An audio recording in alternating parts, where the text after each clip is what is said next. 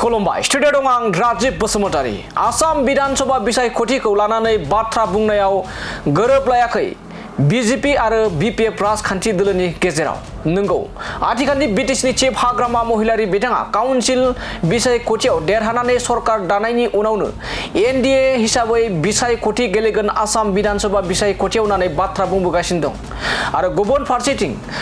फारसेथिं बीजेपी राजखान्थि दोलो थामहिनबा रायजोनि गिबि मन्थ्रि डक्टर हिमन्त बिश्व शर्मा बिथांजों लोगोसे गोबां बीजेपीनि दैदेनगिरिफ्राबो बीपीएफ आरो बीजेपीनि गेजेराव एलाइन जानानै बिसायख'थि गेलेगोन होननानै बाथ्रा बुंथिदों आरो बेनि गेजेरावनो आथिखालनि बिटिसिनि चिफ हाग्रामा महिलारि आरो बिटिसिनि लेङाइ गाहाय मावफुं सोद्रोमा रिहन दैमारि चरण बर' बिथांमोना बिटिसिनि गासै मोन 15 विधानसभा बियाबाव बीपीएफ राजखान्थि दोलोनिफ्राय गेलेगोन बेयो रोखा होननानै बाथ्रा बुंथिनायखौ बे समाव नुनो मोननाय जादोंमोन नाथाय बे समाव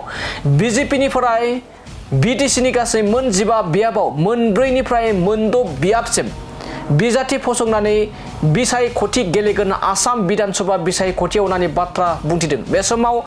बीपीएफ आरो बीजेपी दोलोनि गेजेराव गोरोबलायनायखौ बे समाव नुनो मोनाखै जेराव एलायन्स महरै सीट शेयारिं जानो गोनां नाथाय बेनि गेजेराव हाग्रामा महिलारि एबा बीपीएफ दोलोनिफ्राय मोन 15 बियाबावनो जुदि मोन 15 बिजाथि फसङोब्ला अब्ला बीजेपीआ माबोरैहाय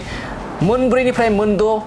बियाबाव बिजाथि महर एबा बिजाथि फसंनो हागोन बेयो मोनसे गिदिर सोंथि जेराव रायजोनि गिबि मन्थ्रि डक्टर हिमन्त बिश्व शर्मा बिथाङा रोखा फोरमायथिदों दि खमैबो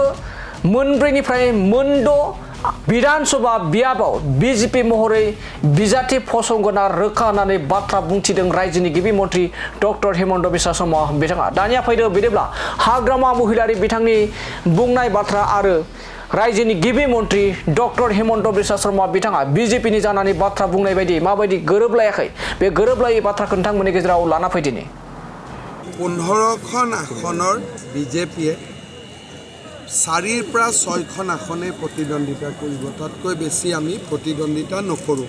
কাৰণ যোৱা বিটিচিৰ ইলেকশ্যনৰ যিটো ৰিজাল্ট তাৰ ওপৰত এনালাইচিছ কৰি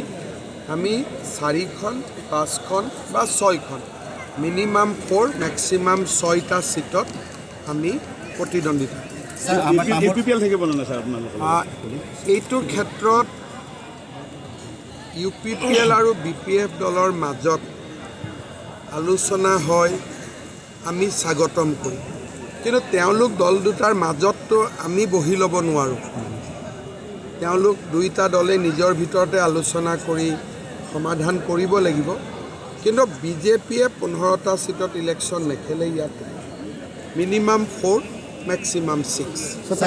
তামোলপুৰৰ পৰা প্ৰমোদ বড়ো খেলাৰ এটা সম্ভাৱনা চক তামোলপুৰত প্ৰমোদ বড়োৱে নিৰ্বাচন খেলক বা আন বড়ো নেতাসকলে বিভিন্ন জেগাত নিৰ্বাচন খেলক আমিতো সদায় ভালে আমি আমাৰ মাত্ৰ 4টাৰ পৰা 6টা সিটত আমি খেলিম কোনকেইটা সিটত আমি খেলোঁ ঠিক হোৱা নাই কিন্তু ডেফিনেটলি গোৰেশ্বৰ তামোলপুৰ টংলা এইকেইটা আমি খেলিব লাগিব সিট কাৰণ ইয়াতে আমি আমাৰ বিটিচি ইলেকশ্যনত আমি ভাল ৰিজাল্ট